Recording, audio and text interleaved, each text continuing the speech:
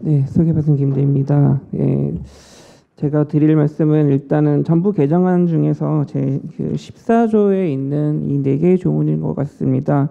제 14조 이렇게 의료권의 보장이라 해서 하나, 둘, 셋, 넷 이 4개의 조문으로 되어 있는데요.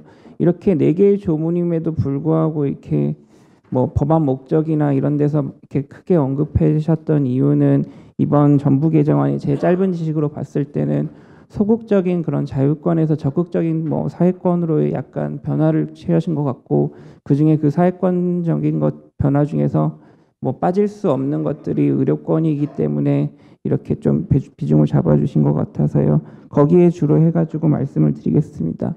사실 헌법에도 그 건강권은 정확하게 명시되어 있지가 않습니다. 그냥 35조에 그냥 모든 국민은 건강하고 쾌적한 환경에서 생활할 권리를 가지며라 하는 조문 하나도 아니라 그냥 한 문구에서 유지하고 있을 뿐인데도 지금 건강보험이나 이런 것들을 하고 있는 데 비해서 지금 이런 그 기존에 있던 17조는 그 기존 법률 17조 같은 경우는 헌법상에 있는 것 같은 선언적인 권리와 거의 비슷했습니다. 근데 지금 이렇게 이번에 새로 개정안 같은 경우에는 명시적인 조항들이 4가지가 들어감으로 인해 가지고 훨씬 적극적인 권리로서 실정적인 권리를 담을 수 있을 것 같습니다. 그런 의미에서 대단히 이렇게 긍정적으로 평가를 하고요. 그다음에 그 뭐 하나하나를 좀 보시면 일단 법조항에서 의료권이란 말이 들어왔는데 이 부분에 대해서 약간 의아하면서도 뭐 동의를 하는 바가 있습니다. 사실 의료권이란 명칭 자체가 이렇게 흔히 쓰이는 말이나 아니면 법률적으로 정의된 명어가 아닙니다. 사실 대부분의 경우에는 건강권이란 말을 씁니다. 뭐 유엔 헌장부터 시작해가지고 WHO 헌장이나 이런 것들 전부 다 보면 건강권이란 말을 쓰는데 의료권이란 말을 썼던 거는 맥락이 있다고 생각을 합니다.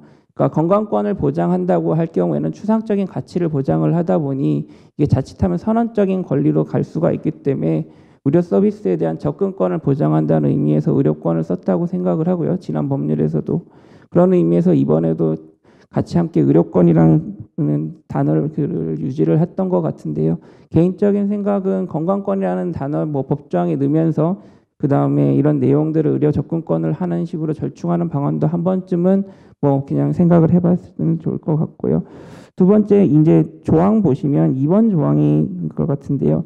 1번 조항이 기존에 뭐 조문이었다면 2번 조항 같은 경우는 사실 접근권에 대해서 보다 명시적으로 보장을 해놨는데요.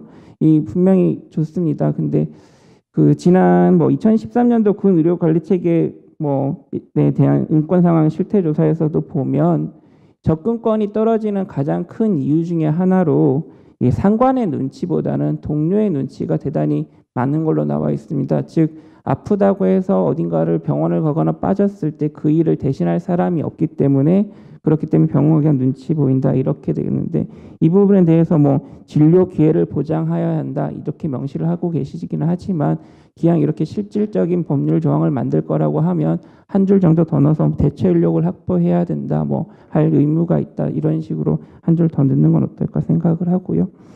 그다음 사망 같은 경우가 이제 제가 제가 파악한 거에 따르면 의원실에서 대단히 이렇게 의지를 갖고 이렇게 추진하시는 조항 같은데요.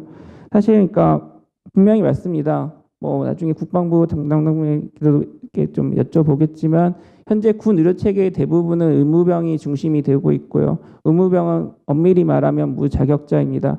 그런 의미에서 무자격자에 의한 의료 행위가 계속해서 되고 있는 거는 대단히 큰 문제고 이거는 지난 몇십 년간 해결이 되고 있지 않은 문제이기 때문에 해결을 해야 됩니다. 그런 의미에서 저는 이렇게 의료법 제27조 1항과 약사법 제23조 1항을 명기한 찬성입니다. 네, 의료법에 적용받는 사람은 의료인입니다. 의료인이라면 사실 크게 보고 있지만 실제 법률적으로는 5종류의 직역입니다. 의사, 치과의사, 한의사, 조산사, 간호사. 그리고 약사법 같은 경우는 약사와 한약사고요.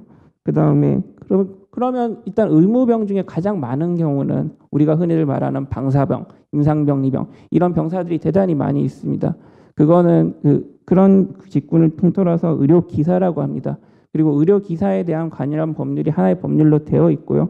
거기도 보시면 의료기사의 법률 제9조 1항에 의료법 27조 1항과 비슷한 무자격자의 그 진료 행위를 금지하고 있기 때문에 이 조문 하나 정도만 더 넣는다 하더라도 훨씬 더 이렇게 좀 보완이 될 것 같습니다. 그리고 뭐 이렇게 자격 말씀을 하셨는데 사실 의료인의 자격도 문제기는 하지만 그 시설의 자격도 문제입니다. 그 군 의료 체계를 여기 계신 분이 다 안다는 전제 하에서 아신다는 전제 하에서 사실 의무실 아니면 사다의무대 이런 1차 진료를 담당하고 실제적으로 병사들이 가장 아팠을 때 가장 먼저 찾아가는 지역 같은 경우에는 현재 의료법상 적용을 받는 의료기관이 아닙니다. 그렇기 때문에 이거에 대한 지심이 뭐 관리 감독할 근거조차도 없고 이 지역에서 뭔가 이렇게 의료행위가 이루어지는 것에 대해서 엄밀히 말하면 다 불법입니다. 그렇기 때문에 이 부분에 대한 것도 한 번은 정리를 하는 것이 필요할 것 같고요. 그리고 사항 같은 경우는 이제 뭐 환자가 희망할 경우 특별한 사유가 없는 한 비용의 전부 또는 일부를 부담해야 해서 민간 의료기관에 위탁해야 한다 이렇게 말씀을 하셨는데요. 사실 이 부분 같은 경우는 그 시민사회 진영이나 뭐 일부 학계 같은 데서 군 의료 체계만의 현재의 군 의료 체계는 다시 한번 설명을 드리면 영국식 NHS 방식입니다. 그러니까 주치의를 두고 1차, 2차, 3차를 전부 다 군에서 책임지는 형태인데요. 이 영국식 의료 제도 자체는 이용자, 즉 병사들도 그렇고 제공자, 군의관들도 한 번도 겪어본 적이 없기 때문에 제대로 돌아가지가 않습니다. 영국식 의료 체계의 가장 기본이 자원을 웨이팅 리스트로 관리를 하는 건데 군에서도 똑같이 웨이팅 리스트를 관리로 하다 보니 항상 불만의 거의 70%는 대기 시간입니다. 그렇기 때문에 이 부분에 대해서 과감하게 할 필요가 있다고 생각을 하고요. 그렇기 때문에 뭐 한국의 건강보험제도 좋다면 대단히 좋은 제도인데 이 안에 좀 어느 정도 병립하든지 편입시킬 필요가 있다는 주장을 저도 했었고 많은 부분들에서 했었는데요. 이 부분들을 약간 이렇게 이 부분들의 단초가 되는 조항이 4번인 것 같습니다. 그런 의미에서 대단히 좋은데 분명히 뭐 국방부에서도 그렇고 군 관계자들은 이 부분에 대해서 이제 뭐 2차적 이득이라든가 뭐 아니면 휴가권 제한, 명령권 아니면 뭐 본인 부담금이 생겼을 때 사회 계층별 이용량의 차이 이런 것들이 있을 수 있다고 생각합니다. 뭐 제한들이. 하지만 이런 것들은 뭐 시행령이나 시행 규칙으로 충분히 보완이 가능하다고 생각을 하기 때문에 4조 조항 자체는 정말 긍정적이라고 생각을 하고요. 오히려 조금 더 이렇게 뭐 발전시키는 것이 필요할 것 같고요.